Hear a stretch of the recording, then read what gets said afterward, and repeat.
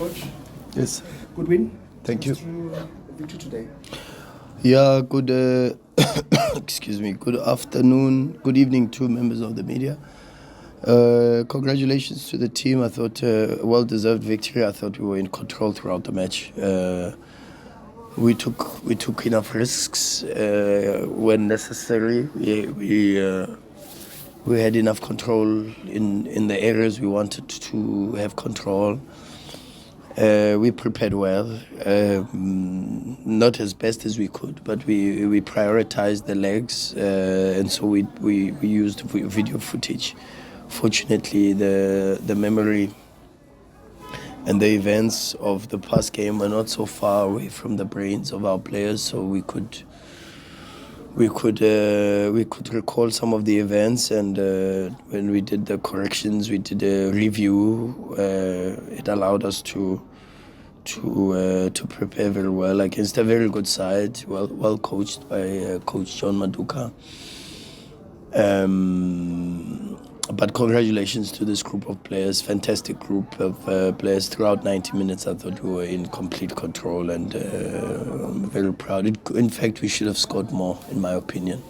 I thought again we were so like 2 days ago. We were so wasteful in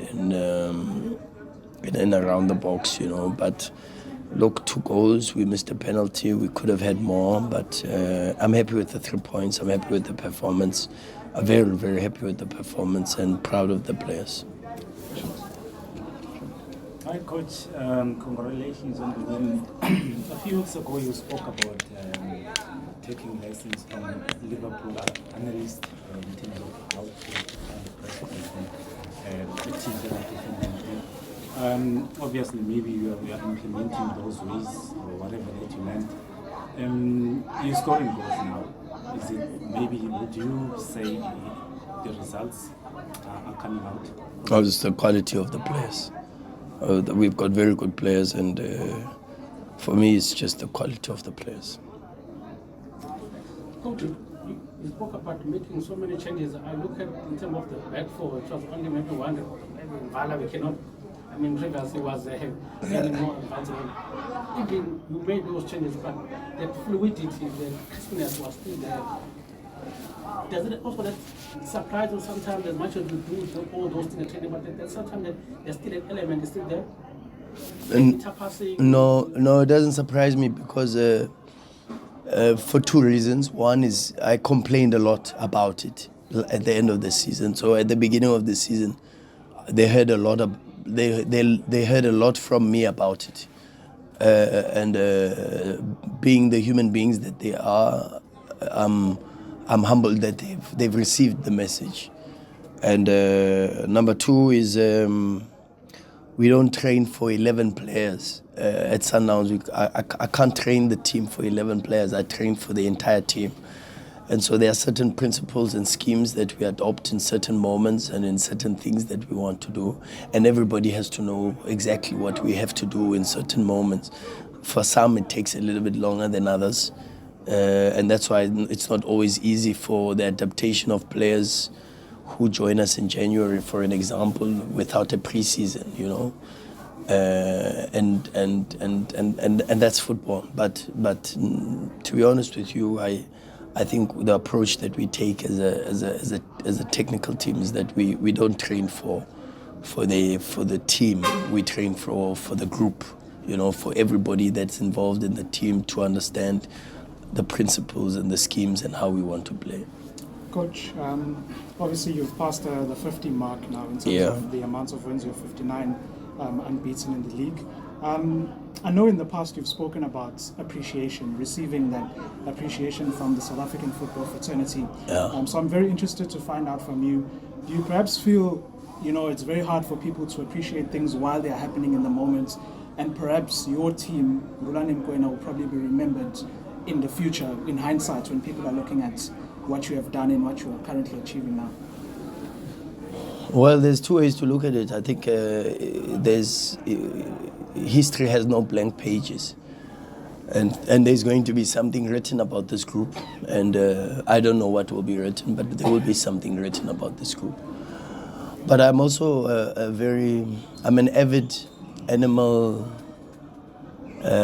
or nature type of person. I watch a lot of National Geographics. I watch a lot of things about the nature and conservation and what happens in the wildlife. And there's actually a very interesting story I saw the other day where the story of the crow and the eagle. And if you go into it, you'll find that the crow is always on the back of the eagle, biting its neck. But the eagle never ever fights the crow back. What it actually does is that it actually ascends to even greater heights, up until the crow loses oxygen and starts to fall off. And that for me is a big lesson in life, is that you may have people on your back, maybe not appreciating, maybe talking negative about you, but the reality is what you should be doing, instead of fighting and using that energy to fight those people, you should be like the eagle and ascend to even greater heights, because eventually you get to a point where you're so high that they can't maintain it anymore and they start to fall off. And that's how I can answer your question. Next question. Coach Rulan, on the first half, we saw you were using a low block with not a high tempo game. You were just playing 1-2s. But on the second half, towards the final end of the game, we saw you guys firing on all cylinders, right wing and left wing. Or what was it your intention that they must start on a low pace, not trying to commit themselves too much on the first half? No, and I don't think that's true. I think we played well. I think we controlled the tempo well. I think we used the right energy at the right time. The games are coming thick and fast, and so we can't play 150 kilometers an hour for 90 minutes. It's impossible. So I thought today we were good in terms of managing the tempo. We played fast when we were supposed to play fast. We played slow when we were supposed to play slow, and I think we played the game the right way today. Thank you, Coach. Thank you. Last question, guys. Oh, Coach, I just wanna. This Liverpool has got a very beautiful quote. Yeah. And I remember the last time you said people they need to be very patient with him. Do you think him scoring such a beautiful goal today, although you did take him out after, do you think it's gonna give back his confidence? Lisiba doesn't need confidence at the moment. Lisiba needs time. He's like all of them, Esquivel, they all need time. Lodge, they don't need confidence, they need time. And I spoke about Lisiba because I could see the amount of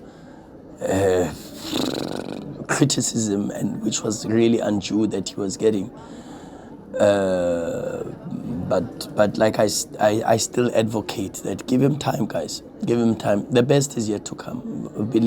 Believe you me, the best of Lisiba is yet to come. And I can say the same about so many of the new players like Esquivel, like Lucas Ribeiro. I don't think we've seen the best of Lucas Ribeiro, even though I think he's a close contender for football of the season. I honestly think, in my opinion, as I said even before, it's Ronwen Williams, Lucas Ribeiro, Marcelo Allende, and Mokwena. And then there must be, you have to commend the contribution of Maswangai and maybe Adams. But the reality is the level of Ronza, the level of Tebsa, the level of Marcelo Allende, when he comes on today, you can see, and the level of Lucas Ribeiro, for me, they've been outstanding this season, you know. So that's. But be patient. As I said, yeah. Just a little bit of patience will help. Coach, I'm looking at the situation. 54 games were played, and some of the players went to national team, played seven games. Now let's talk about games of consequences, and those games at AFCON were consequences, and the level because of AFCON is too high. Now they're gonna break for the World Cup in June. I mean the World Cup qualifiers in June for Bafana. What are you hoping? What is your plea to SAFA, because not to overload them? You know, because I mean you've got a bigger fish to fry next year. there's a 7 competition you're going to play in June next year. So what is your plea to SAFA? Maybe I can also speak the question. Are you in talks with the fitness trainers SAFA of how to overload because of players of the amount of games they play? No, I'm not in talk with SAFA. I don't have a relationship with the coach of South African Football Association, so I focus on what I can do. So will you give maybe as soon as the squad is announced, maybe to send your, I don't know, your own overview of the players after they've been known, just to say, I mean, you've got a big piece of time.